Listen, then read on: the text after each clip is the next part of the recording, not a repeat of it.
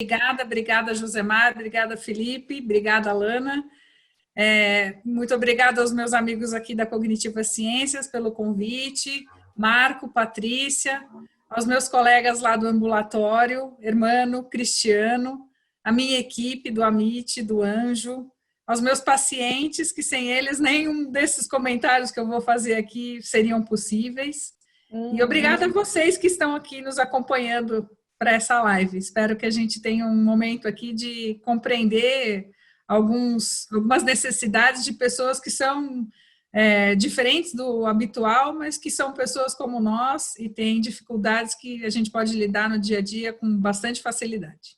Que legal, professora. Queria que para a gente começar aqui, talvez muitas pessoas te conheçam já, e algumas novas que ainda não conheçam um pouquinho do teu trabalho, da tua jornada, se pudesse se apresentar um pouquinho mais para quem ainda não te conhece.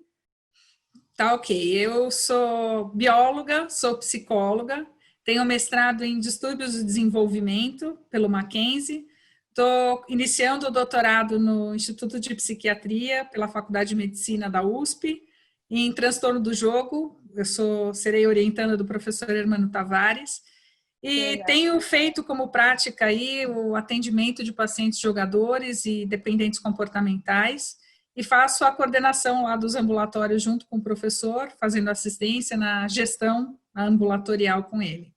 Que legal, muito bom. Eu estou bem animada também para aprender um pouquinho mais. Eu tive aula com a professora Mirella lá em Floripa, né? Mas hoje a gente vai poder conversar um pouco mais sobre esse assunto. Então, o tema da live, para quem está chegando aqui, tanto no Instagram, o pessoal do Zoom acredito que já está mais por dentro, a gente está fazendo essa live em parceria com Cognitiva Ciência. E hoje o tema é dependências comportamentais, o que fazer com o que é gostoso quando se perde a mão. E eu achei esse título super criativo, adorei. E eu queria que a professora pudesse começar explicando para a gente que está ouvindo aqui. Eu acredito que tenham até talvez psicólogos que não estejam tão familiarizados com esse tema de dependência comportamental. Poderia explicar um pouquinho mais para a gente o que é uma dependência comportamental, professora? Claro, Alana, mas eu queria, antes da gente entrar direto nas dependências comportamentais e nos transtornos do impulso, eu queria fazer um pouquinho de uma contextualização desse momento que a gente está vivendo agora, do isolamento e da pandemia, porque acho que é fundamental para a gente entender por que os pacientes com essas dependências, e para a gente chegar em quem são eles, entender que contexto a gente está vivendo agora e por que essas pessoas tornam-se mais especiais nesse momento que a gente vive, né? Então, a gente está num momento de não gastar tanto dinheiro, um momento onde educação, como a gente está fazendo aqui, é super especial, porque a gente melhora a nossa qualidade de vida, a gente está verificando que os empregos vão ser diferentes, investimento na área da saúde ou na área de tecnologia, né? As pessoas que têm expertise nessa área digital, elas serão pessoas bastante diferenciadas no futuro. A gente observou uma queda de empregos formais, um aumento de 5% para 20% nos empregos informais, né, que faz uma diferença enorme. Uma oferta de coisas para venda em tanto redes sociais como pela internet muito grande. Ou seja, a gente tem uma população diferente nesses 3 meses e meio, né? Porque as pessoas tiveram que se adaptar a uma condição muito diferente. Um contexto bem diferente, né? Completamente diferente. E isso faz com que os transtornos mentais tenham uma condição também diferente. As pessoas tiveram um aumento de ansiedade inicial bastante grande, e ao lidar com esse aumento de ansiedade, uma mudança na rotina também bastante importante. Então, quando a gente fala em dependência comportamental e transtorno do controle do impulso, uma coisa que é bastante importante, pelo próprio nome, né, transtorno do controle do impulso, a gente tem que pensar num fator que é a impulsividade e tentar entender o que é impulsividade, né? Então, impulsividade seria uma incapacidade que o nosso cérebro tem de dizer não para as coisas. Então, a gente tem uma trava natural, mas para essas pessoas existe uma dificuldade, existe a perda de controle para essa capacidade natural que nós temos para dizer não para as coisas. Então, impulsividade não é uma coisa ruim, é uma coisa que nos movimenta, que nos leva a fazer... né? É um movimento de propulsão e às vezes até necessário de freio. Mas para essas pessoas, por isso que o título da palestra foi esse aqui, da live foi essa, é gostoso fazer sexo, é gostoso comprar, é gostoso jogar, é gostoso entrar na internet, ver as redes sociais, mas se você faz isso demais e não consegue se controlar em relação ao seu comportamento, você está perdendo a mão, né? Claro. E essa perda de controle está muito relacionado a um traço de impulsividade. Nossa, muito boa, muito bom. Então, acho que assim, existem alguns sinais de que isso vai acontecendo com as pessoas, né? Então, você observa que existem diversos transtornos mentais que mostram que essa impulsividade está exacerbada. Se você vai pegar numa criança, por exemplo, um transtorno de conduta, que é um transtorno do controle do impulso, ele é aquela criança que parece que nunca está satisfeita, né? Ela está sempre irreverente, fazendo coisas que você não consegue controlar. O déficit de atenção, o transtorno do déficit de atenção, onde a impulsividade é um fator super preponderante também, você vê comportamentos de compulsão, de mania, diversas transtornos mentais têm um fator de impulsividade bastante importante, né? No déficit, nas compras, no jogo, na dependência de álcool. Então, acho que esses fatores que relacionam a impulsividade com a perda de controle são aqueles que vão nos levar a chegar nas dependências comportamentais. Muito bom. E quando que se enquadra em uma dependência comportamental mesmo? O que difere isso de, sei lá, um comportamento que não necessariamente faça mal? Não sei como que a gente poderia enquadrar. Então, lá no nosso ambulatório, nós fazemos uma avaliação da impulsividade muito focada em dois fatores principais, né? Nós prestamos bastante atenção na aceleração, né? Quando o paciente tem um excesso de acelerador ou quando ele tem uma deficiência de freio. Eu acho que isso é um fator bastante importante para... ou quando ele acelera demais ou quando ele tem dificuldade de brecar. Então, quer ver alguns exemplos disso? Uma deficiência de freio. Então, fatores emocionais, excesso de medo, ansiedade, tristeza. No aspecto intelectual, a atenção é prejudicada, a memória é prejudicada, o planejamento é completamente estrambelhado. Nos aspectos social, moral, ético, a pessoa tem dificuldade de tolerância, de empatia. E nos aceleradores, né, quando a gente fala em excesso de propulsão, que seriam os aceleradores, você pode pensar nos apetites, né? Então a pessoa compra demais, ela come demais. Então seriam fatores que nos ajudam a perceber essa perda de controle. Quando a pessoa sai do aspecto da impulsividade que é natural e para impulsividade patológica. Ótimo, entendi. E como que chegam esses pacientes no consultório, assim? Eu fiquei curiosa agora de saber. Nem tá no script, mas... Não, perfeito. É ótimo que você me pergunte. Assim, nunca teve na história da humanidade assim tanto acesso a produtos, a crédito, né? As pessoas estão sendo bombardeadas assim. A gente, por rede social, por meio de comunicação, a gente tem sido inundado de informações sobre oportunidades e que são potencialmente relevantes para que a gente tenha gratificação, né? Então, você olha ali, você está pensando que você vai, por exemplo, a uma festa no final de semana, né? Fora da quarentena. Vamos pensar numa época normal. E aí você começa, porque você fez uma pesquisa lá de um sapato que você achou que pudesse combinar com um vestido que você já tem. A primeira pesquisa que você faz, um algoritmo lá de inteligência artificial começa a bombardear o seu celular de todos os sapatos daqui do Brasil, de fora do Brasil. Então, assim, o acesso à informação não permite nem que você tenha tempo disponível para ter o discernimento e a avaliação necessária para fazer a escolha. Nossa, então, como é que o paciente chega no nosso ambulatório ou no nosso consultório? Ele é um paciente que ele não teve tempo, nem planejamento, nem momento para ter a tomada de decisão necessária para se controlar em relação àquela oferta. né? Essa Uhum. oferta pode estar relacionada a um comportamento, pode Uhum. estar relacionada a uma emoção e pode estar relacionado ao seu próprio autocuidado, né? Que é Uhum. como a gente divide os pacientes lá no nosso ambulatório. Então, assim, Perfeito.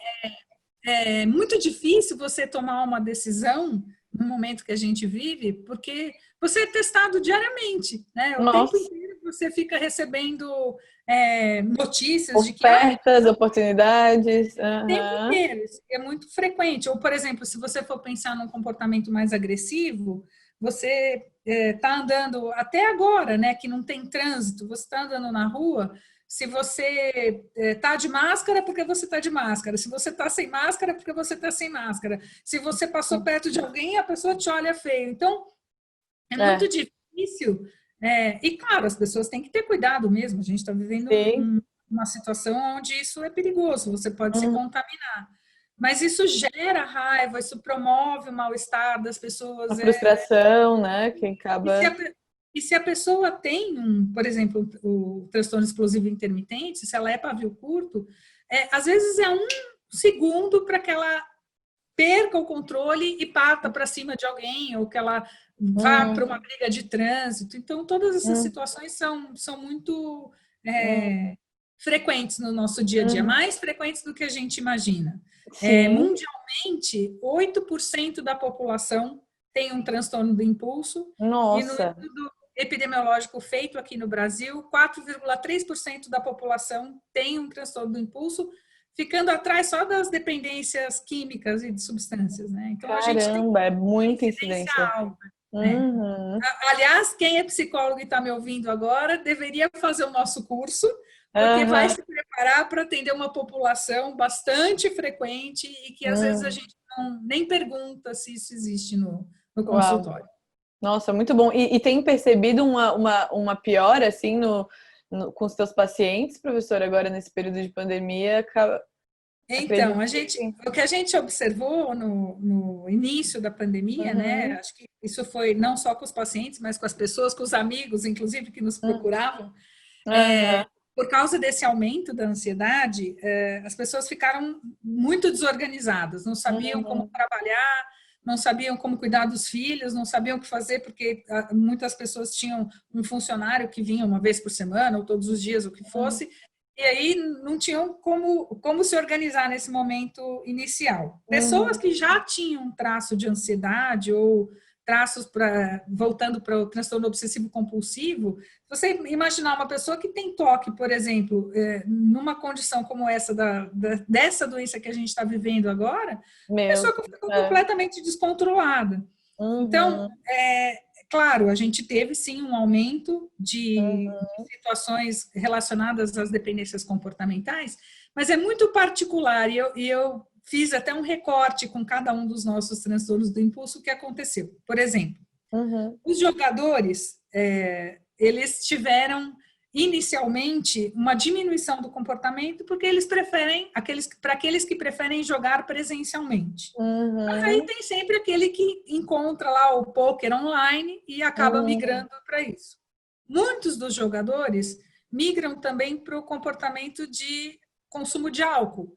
Porque o que acontece Uhum. com o consumo de álcool? A pessoa bebe, fica mais relaxada, consegue dormir melhor, porque aquela ansiedade que ela sentia, porque não sabe que horas trabalha, não sabe que horas para de trabalhar, não tem aquela rotina de fazer uma atividade física, encontrar as pessoas, isso deixa ela intranquila. Então, como Uhum. ela não está conseguindo jogar do jeito que jogava, ela migra para o álcool. Isso aconteceu também com os dependentes de comida. Eles Uhum. diminuíram alguns, houveram aqueles que começaram a comer demais, né? E a gente ouviu muitas Sim. queixas em relação a isso. Mas os que já estavam em tratamento e tinham aprendido a controlar o binging, né, o comer compulsivo, passaram a beber também pelo mesmo motivo dos jogadores. No caso do transtorno explosivo intermitente, o que aconteceu foi que os pacientes tiveram uma modulação de humor importante, eles começaram a piorar o humor, e com a piora do humor aumentou a raiva, aí a raiva aumentou, eles começaram a ter mais explosões. Agora você Meu imagina uma Deus. pessoa Que bagunça. explodindo dentro de casa. Dentro de casa. Agora, uma curiosidade interessante, por exemplo, para os pacientes que têm amor e ciúmes, né? E essas Uhum. contribuições todas, pessoal, são da minha equipe, dos coordenadores que trabalham conosco. Eu pedi de um por um e todos eles contribuíram, então essas não são Bacana. observações minhas, são observações da equipe toda. Então, a Andréa, a Lorena, que trabalha com amor e ciúmes patológico, contribuiu dizendo que os pacientes, inicialmente, ficaram muito tranquilos, porque imaginavam, por exemplo, no caso do amor patológico. Ah, agora eu estou aqui com meu parceiro em casa, então ele está para mim, né? Ele não Eu vai tô no ficar... controle aqui, né? Exatamente, eu não vou precisar me preocupar que ele está fazendo alguma coisa com outra pessoa. Só que o que aconteceu? A atenção que, teoricamente, é física, porque a pessoa está junto com você, Uhum. não é emocional, porque se o parceiro não se dedica tanto quanto o Pra ficar só paciente, no celular. Uhum. não acontece. No caso dos ciumentos, também uma tranquilidade, porque assim, eu não preciso ficar lá prestando atenção, porque ele está aqui do meu lado, né? Eu não preciso ter ciúme se ele saiu, se ele não saiu, se ele foi para a reunião ou não. Só que no momento que as reuniões online, o trabalho, as lives com os amigos, aquele encontro de tomar um vinhozinho começaram a acontecer, os comportamentos de checagem também começaram. Então, verificar com quem você está falando no WhatsApp, o que você está fazendo no Zoom. Então, Uhum. houve piora do quadro também. Caramba. No caso dos cleptomaníacos, por falta de oferta, o comentário da minha é que não houve uma mudança. Uhum. Em compras compulsivas, a Tatiana comentou que as pacientes, em geral, acabam migrando para comportamentos de comer compulsivo e Uhum. skin picking, né, que é o Sim. transtorno de escoriação, de ficar cutucando a pele, que é o mais habitual. E compra online, né? Não foram todo mundo para compra Então, online? as pacientes, a gente tem uma diferença, Alana. Por exemplo, as pacientes que estão tratadas, que já Uhum. aprenderam a lidar com o comportamento de compras, acabam migrando de comportamento. Ah, tá. Os pacientes que não entraram em tratamento ainda, aí sim acabam fazendo mais compras online e aí a Uhum. gente tem que manejar isso, porque, por exemplo, é diferente de bebida, de jogo, que você Uhum. pode parar, né, de Sim. comprar, desculpa, de jogar ou de beber. Você não consegue parar de comprar, você tem que comer, você tem que usar uma roupa, você tem que pagar uma escola. Então, o Uhum. manejo do paciente é um manejo bastante delicado, né? Nossa, imagina. Deixa eu pensar, teve. Tricotilomania, por exemplo, que são os pacientes Aham. que arrancam os Aham. cabelos. O Edson comentou que os pacientes mudaram a região. Então, se o paciente está acostumado a arrancar o cabelo dessa região, passou a arrancar a sobrancelha, pelos Nossa. púbicos. E aí, o que ele observou também é que eles acabaram migrando para outros comportamentos. Então, Nossa, professor. a gente teve assim uma variedade Deu de um situações. mix aí. É, Aham. mas, E, de modo geral, aham. assim, em todos os transtornos, o que se observou foi um aumento da ansiedade para os pacientes não tratados. Para os Uhum. pacientes tratados, nós observamos que eles tiveram um momento assim meio choque, né, o que eu vou Uhum. fazer agora, mas quando a rotina deles passou a ficar organizada, com estratégias de enfrentamento, com atividades que eles pudessem perceber Uhum. o dia a dia permaneceu normal, como qualquer paciente em consultório.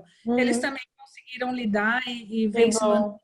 em Que equilíbrio. legal. E nessa tua explicação, achei bem legal você compartilhado com a gente.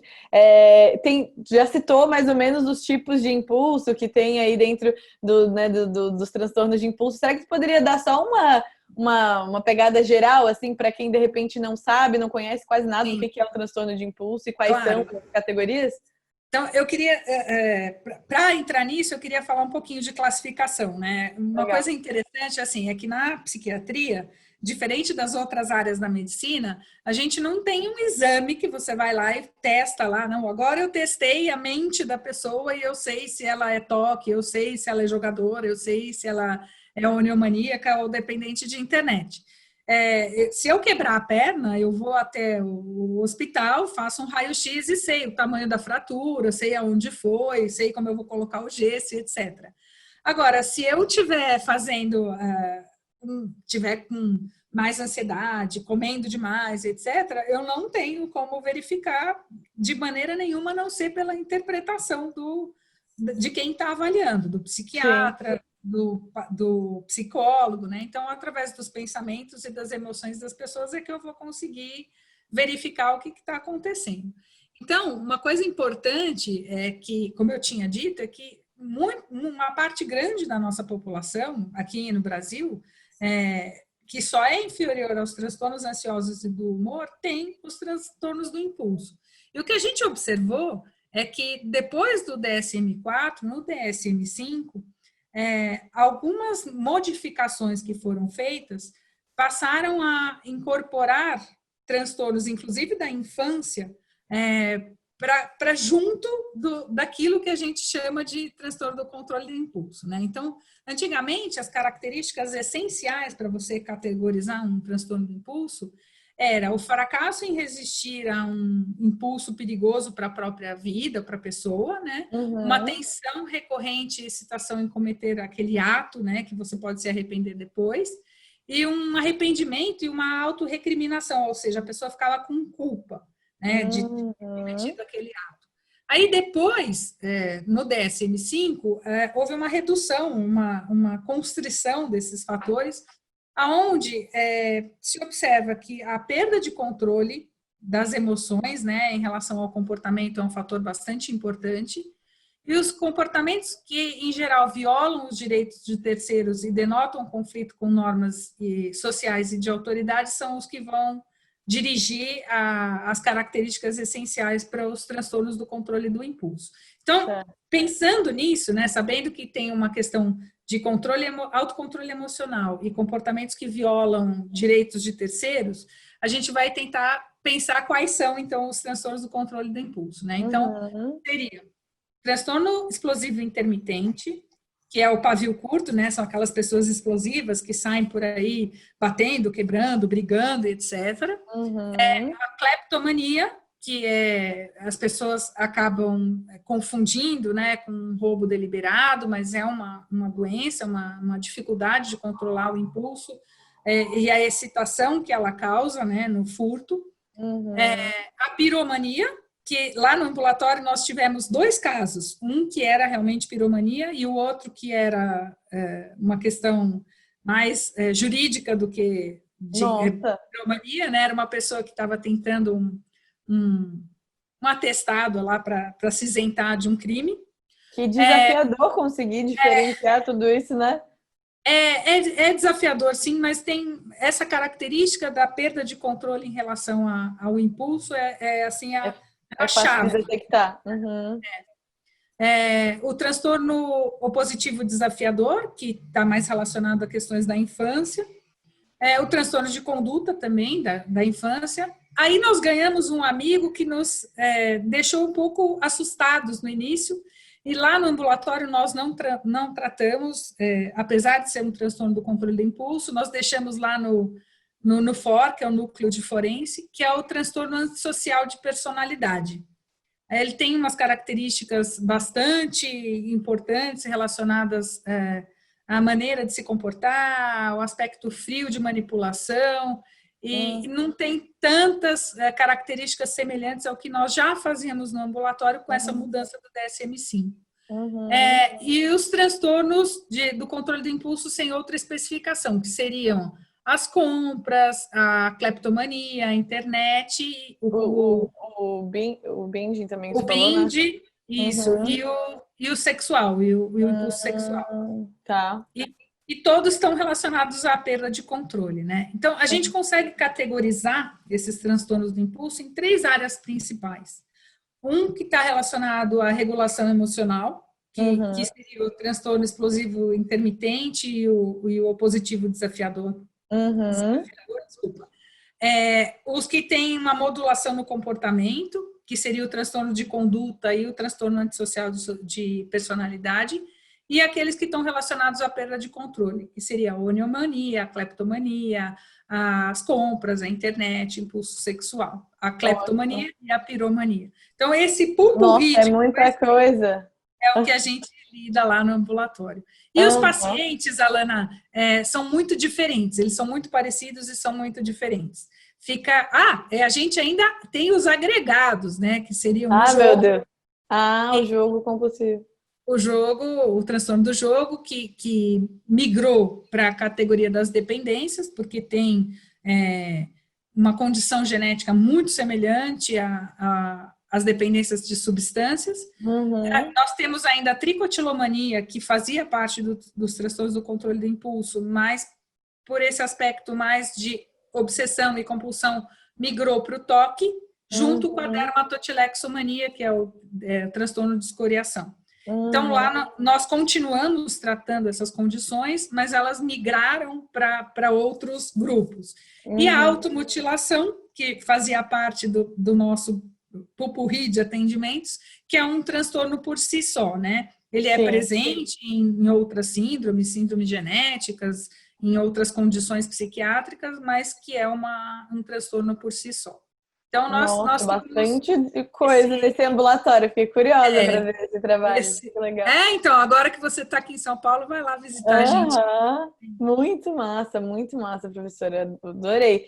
E como que faz para lidar com esses excessos, assim, falando um pouco mais na prática, talvez da forma, assim, a gente não vai ter como, obviamente, aprofundar tanto. Quem quiser aprofundar mais nesse assunto, vai ter o curso com a professora Mirella, que o Cognitiva Ciência vai estar divulgando aí para quem está inscrito lá. Mas como que faz para lidar com esses excessos de ofertas que levam para as dependências? O que tu poderia dizer de uma parte mais prática do que vocês fazem lá no ambulatório e no consultório? Sim, perfeito.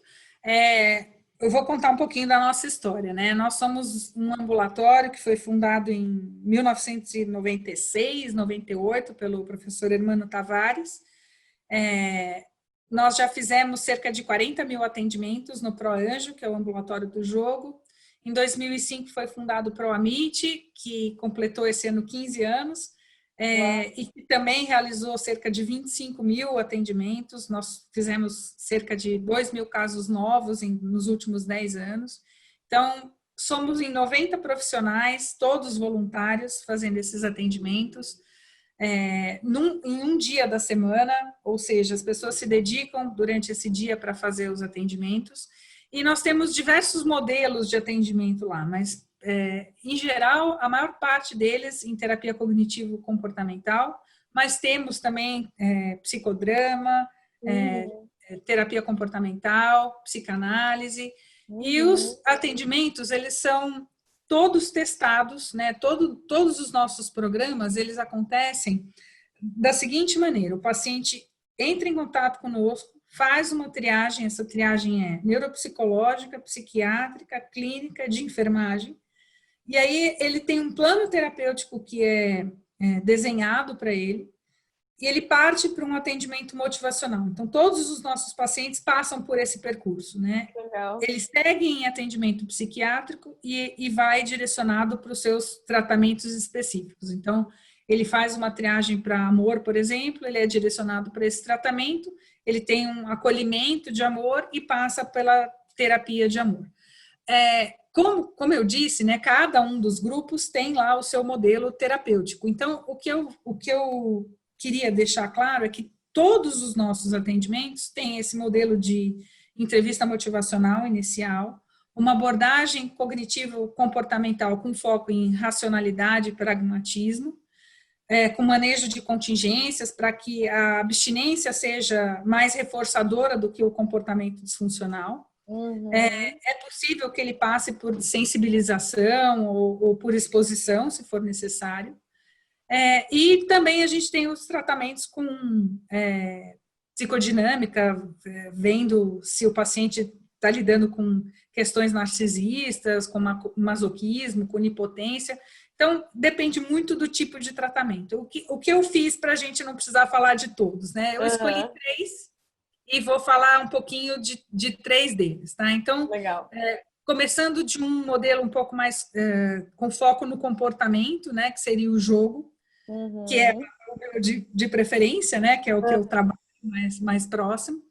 Então, pensando que jogar é um desafio, que jogar envolve riscos, que risco envolve incerteza, que incerteza envolve perdas e ganhos, o jogo é uma dependência. Então, Uhum. quando você vai trabalhar com esse paciente, você tem que ter tudo isso em mente. Os jogadores, eles são pessoas que tem uma maneira, até pelo próprio transtorno, de lidar com você muito perspicaz, eles são manipuladores. Então, todo o tratamento em terapia cognitivo-comportamental, ele tem foco em reestruturação cognitiva, o paciente é auxiliado a identificar as distorções, é treinado a desafiá-las e as explicações são alternativas para aquele comportamento. A gente preconiza abstinência para o paciente jogador. Eles têm muita vontade de chegar no tratamento e dizer assim, eu gostaria de jogar controlado, mas isso não funciona. Não tem como. Não, a gente tem uma experiência de mais de 15 anos aí, verificando que os pacientes acabam não tendo um resultado positivo. Tem que parar completamente mesmo. Então, no início, nós fazemos a identificação e a mudança dos padrões de pensamento dos pacientes, que influenciam o comportamento de jogar. Então, como é que você se sente, o que você pensa quando você está em determinada circunstância que leva você ao comportamento de jogo. A gente faz um enfoque importante no comportamento para que ele aprenda a lidar com as situações, evitando situações de risco. Então, ele tem que identificar pessoas que são possíveis eliciadoras do comportamento, situações, locais, isso tudo é identificado com o paciente. E aí a gente examina também as comorbidades que o paciente tem, né? Porque se o paciente chega lá, por exemplo, extremamente deprimido, não tem como depois você... Falar só de jogo, né? Exato, ele nem ouve o que você está falando, né? Então, a gente trata as comorbidades como ansiedade, depressão, abusos de substâncias, são verificados os traços de personalidade que vão implicar nessas... Por exemplo, como eu disse, né, o paciente é extremamente narcisista. Então, ele, porque eu ganho milhões, mas você perdeu os trilhões. Então, tem que ter um equilíbrio aí, né, com o paciente jogador. Então, eles são muito dóceis no trato. Nós temos, em média, os pacientes que nos procuram têm uma capacidade, por terem estudado, intelectual bastante preservada. É claro que todo mundo que chega para tratamento tem uma piora, né, do planejamento, da memória, mas depois, no decorrer do tempo, eles vão voltando a desempenhar de uma maneira mais assertiva e com treino de assertividade. A gente faz mindfulness durante as sessões. Que legal. O paciente aprenda a lidar com as dificuldades dele, treino de respiração, tudo isso faz parte do tratamento. E nos pós-terapêuticos, Alana, os pacientes têm também atividade física, grupo de nutrição, grupo de tabagismo, eles têm grupo de casal e família, aliás, o pessoal está aqui assistindo também, grupo de qualidade de vida. Todos esses programas de pós-terapêuticos acontecem no nosso tratamento para que o paciente não saia refém do ambiente, né? Porque ele tem um ambiente que foi aversivo, ele tem uma história de vida que foi aversiva. Quando ele melhora o comportamento dele, a gente precisa melhorar as condições subjacentes também, né? Claro. Você precisa dar condições para o paciente de que ele volte para o trabalho, de que ele volte para a família, de que ele volte para um peso onde ele se sinta mais confortável, que ele se alimente melhor. Então, todas essas condições, que ele respire melhor, que ele tenha toda uma condição, que ele fique mais motivado. Nossa, é um trabalho super completo. Até a orientação financeira nós temos também para o paciente jogador, para o paciente comprador, com pessoas especializadas nisso. Então, e quem está trabalhando no consultório atendendo esse paciente também pode buscar fazer esses encaminhamentos, tentar fazer um trabalho mais amplo como vocês fazem. Inclusive, nós temos supervisores do próprio ambulatório para profissionais que não têm o hábito de atender pacientes com transtornos do impulso. Primeiro, faz o curso com a gente e aí vai aprender a lidar com esses pacientes, mas se não se sentirem seguros, nós temos uma equipe de supervisores disponível para dar supervisão. Que legal. E onde que as pessoas podem entrar em contato, professora? Tem algum e-mail? Nós temos o e-mail do ProAmite, proamite.secretaria@gmail.com. Alguém escreve aí nos comentários. Amite é A-M-I-T-I? Isso, A-M-I-T-I. Tá, certo, ótimo. ProAmite, tudo junto, secretaria@gmail.com.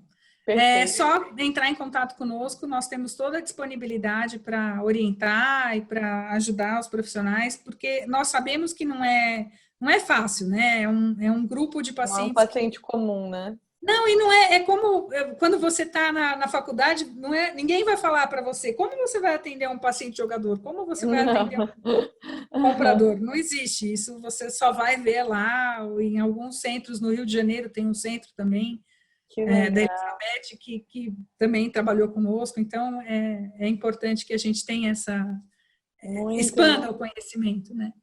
Bom, outro Perfeito. grupo que eu acho Esse que é era o interessante. primeiro grupo, né, dos Esse foi o jogos. primeiro. Agora, falando de uma questão mais emocional, eu gostaria de falar do TEI, né, que é o transtorno explosivo intermitente, e o perfil desses pacientes, né, se a gente for pensar nos critérios diagnósticos, eles têm incidentes recorrentes de agressão que são manifestados em duas possibilidades. Ou as agressões são físicas ou verbais, dirigidas a pessoas ou a propriedades, ou eles podem ter 3 episódios envolvendo ataque físico contra pessoas e destruição da propriedade. Então, 3 qualquer episódios, tipo, dentro de um tempo ou num ano, ao longo um do ano? ano.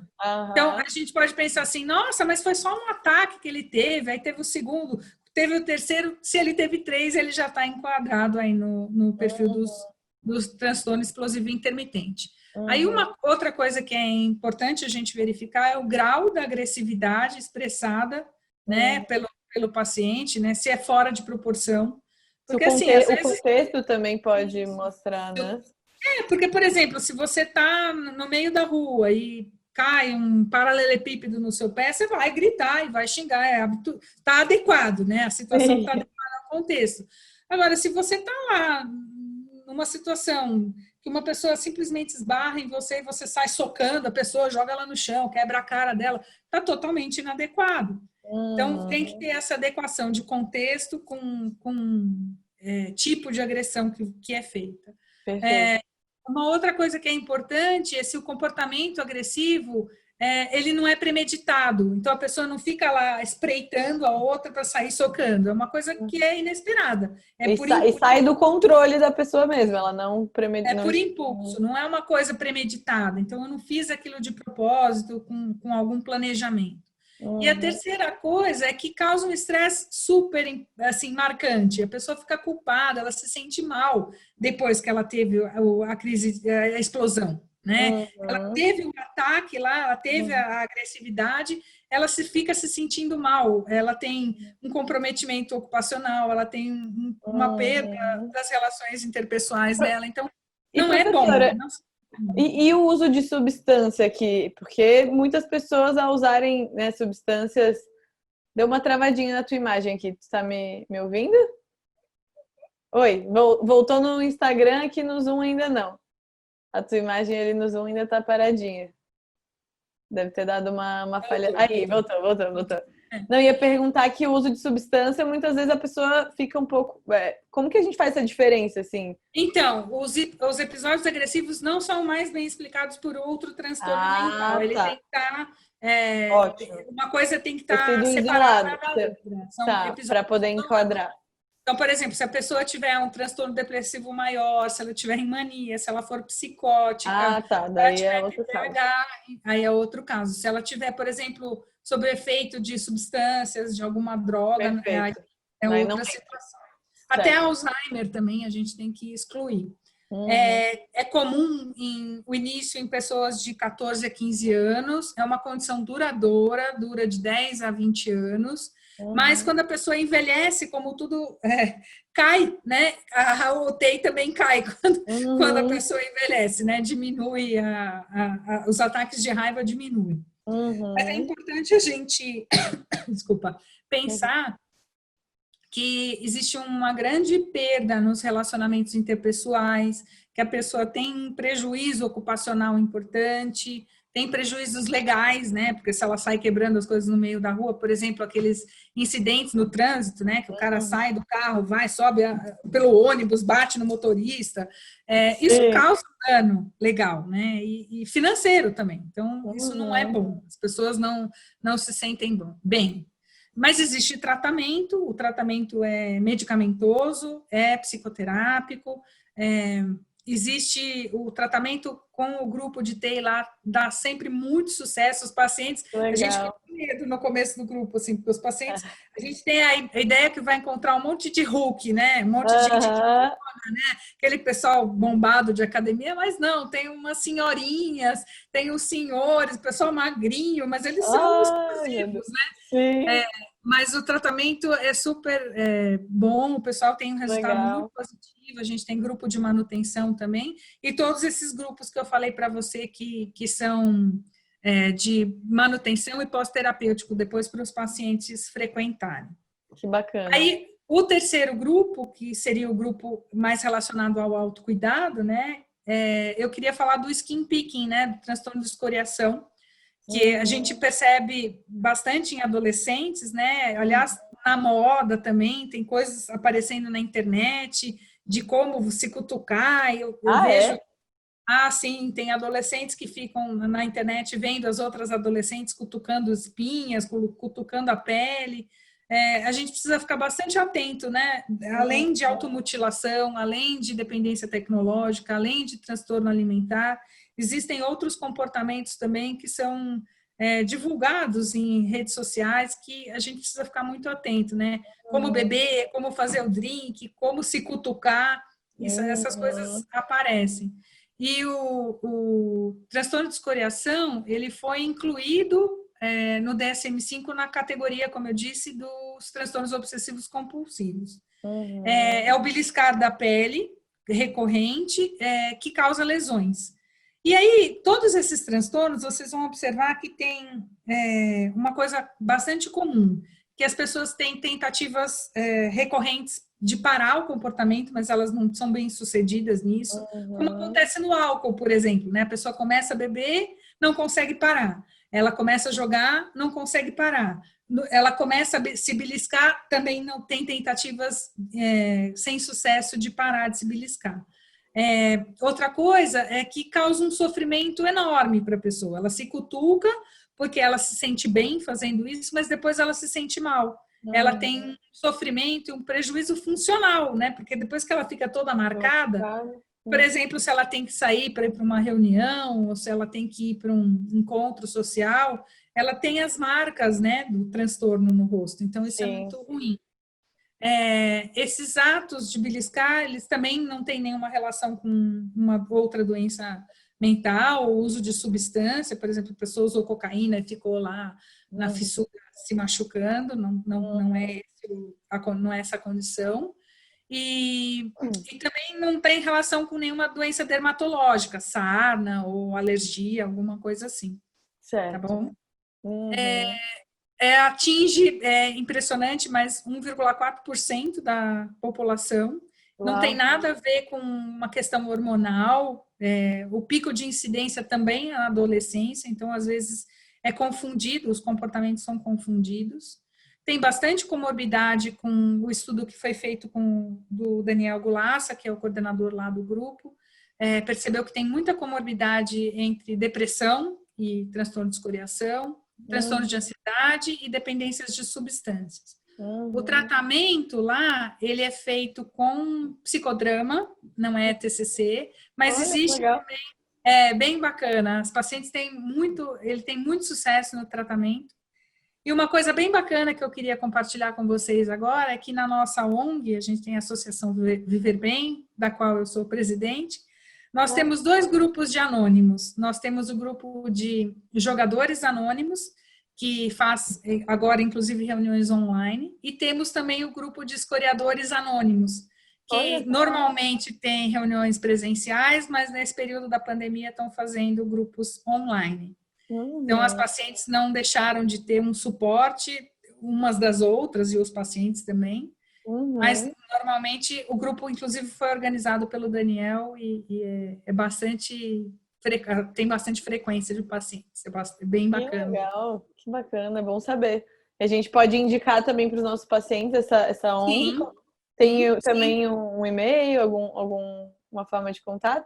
Nós temos o nosso site, Associacal, né, de associação, viverbem.org.br. Ah, É só legal. entrar no nosso site, lá nós temos todo o material, toda a nossa divulgação de informações, curso, balanço, diretoria, todas as Que legal. oportunidades que nós temos, está lá no nosso site. E aí Ó, eu queria fazer um comentário com vocês de como é importante, né, nesse momento que a gente vive, lembrar que esses pacientes são pacientes delicados, que exigem um cuidado delicado, e que todo o tratamento, quando é feito com o acompanhamento de um familiar, ele tem um sucesso muito maior, hum, né? A gente tem uma equipe para cada uma dessas equipes, uma equipe de família que acompanha, se é o marido, ou se é a esposa, ou se é o namorado, ou se é o pai, ou se é a mãe. E o sucesso, como qualquer tratamento de saúde mental, quando garante a presença do familiar, é muito maior. Então, uhum. todos os nossos pacientes têm o convite dos seus familiares no momento que eles entram para o tratamento, para que os familiares participem também do tratamento junto. Que E a bacana. melhora é muito mais rápida quando existe o envolvimento da família para o tratamento. Nossa, É uma equipe bastante comprometida, e aí a gente tem preconizado que seja feito esse tratamento desta forma. Acho que é importante também a gente falar aqui, Alana, que a realização de um tratamento formal para lidar com esses pacientes também é fundamental, né? Não é qualquer situação que você vai ver, por exemplo, um paciente descrevendo um furto, né?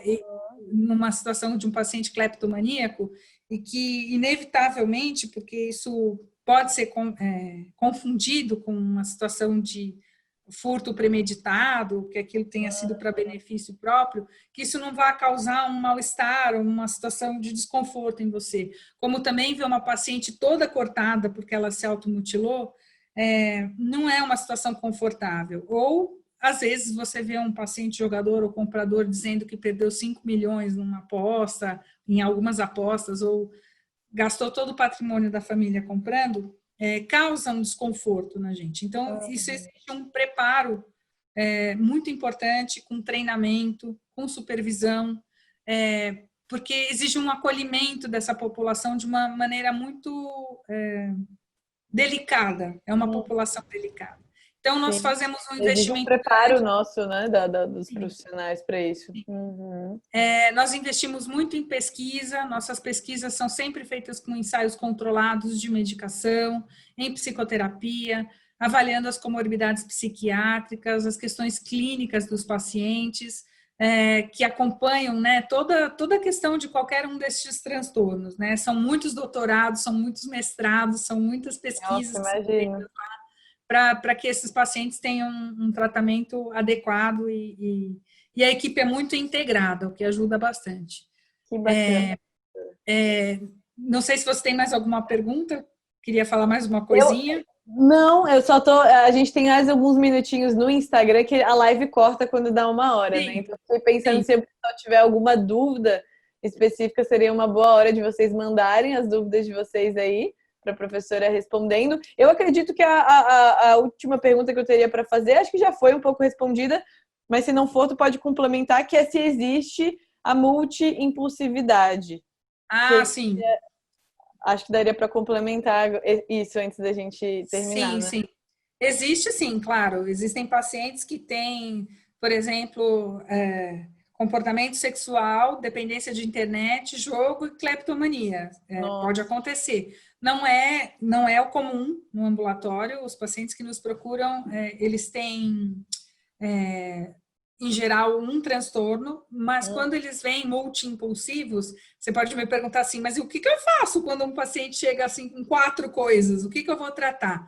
Em geral, a gente pergunta para o paciente o que está te incomodando mais, o que você prefere tratar primeiro, porque tem que ser da escolha do paciente e a gente tem que ter a delicadeza de perceber o que está realmente afligindo mais o paciente.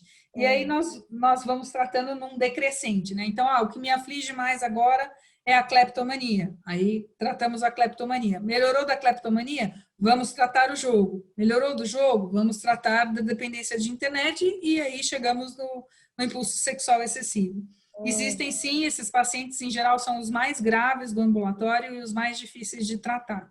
Mas também são os mais raros, não é muito frequente. O que a gente observa é aquilo que eu falei lá no início, é a migração de um transtorno para o outro. Então, se o paciente tem, por exemplo, jogo, ele melhora do jogo, ele pode migrar para dependência de álcool. Tem que fazer uma prevenção também para isso. Isso. Você tem que melhorar as estratégias do paciente para que ele não fique... porque, assim, se você melhora, por exemplo, o jogo, porque o paciente, por exemplo, começou a fazer atividade física. Então eu parei de jogar e agora eu sou o maior atleta do planeta. Aí ele quebra o pé. O que vai acontecer? Ele vai voltar a jogar. Porque ele não pode ter um único recurso. Tem que aumentar o leque dele. O repertório. O repertório dele tem que ser amplo para que ele tenha prazer em fazer outras coisas em substituição daquele comportamento inicial que dava prazer para ele. Então, eu tenho prazer em jogar, eu tenho prazer em comprar, eu tenho prazer em me automutilar. O que eu vou colocar no lugar? Uma coisa só não vai funcionar. Tem que ter um equilíbrio de coisas que deem uma sensação prazerosa para ele, para que ele não volte àquele comportamento inicial. Ótimo, muito bom. Então, uma coisa que eu queria comentar é que, assim, esse isolamento, né, como a gente estava falando lá no início, ele provocou uma instabilidade emocional enorme, com um agravo dos transtornos já existentes, com um aumento dos sintomas psicológicos, e aquelas pessoas que ainda não tinham nada começaram a manifestar, né? Então, eu imagino que todo mundo aqui que é psicólogo, psiquiatra ou curioso deve ter recebido ligação de amigo, de mãe, de irmão, de parente.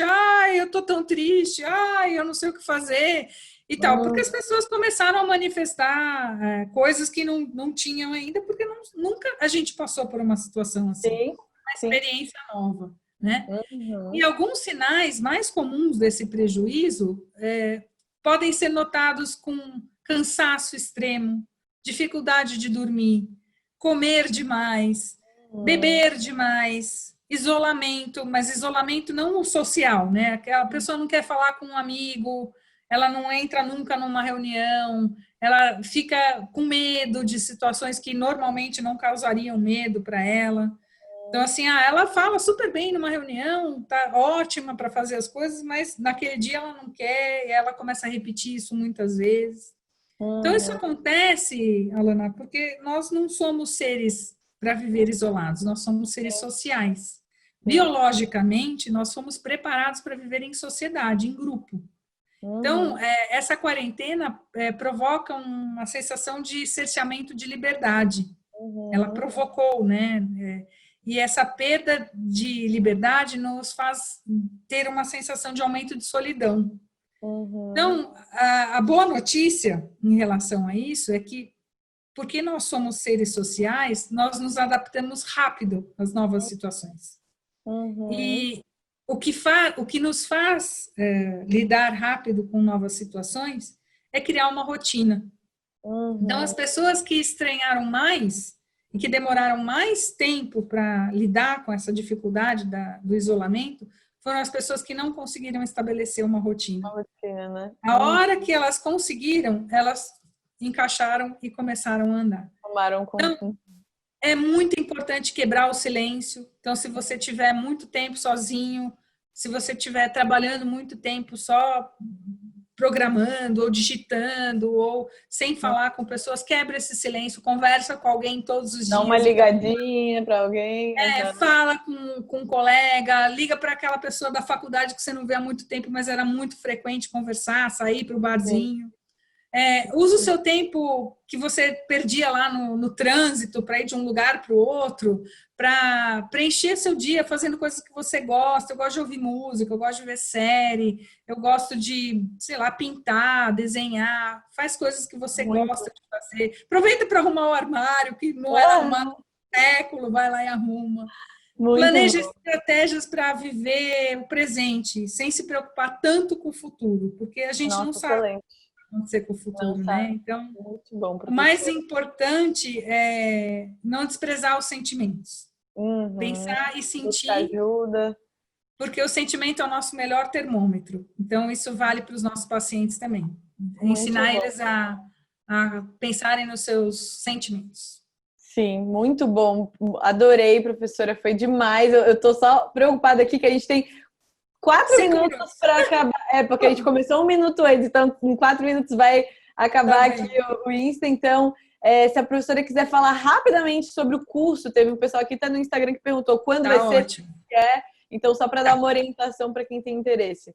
Maravilha. É o nosso curso de transtornos do controle do impulso pela cognitiva ciência tem 9 módulos, falando de tudo isso que eu acabei de falar aqui. Hoje foi só uma pincelada.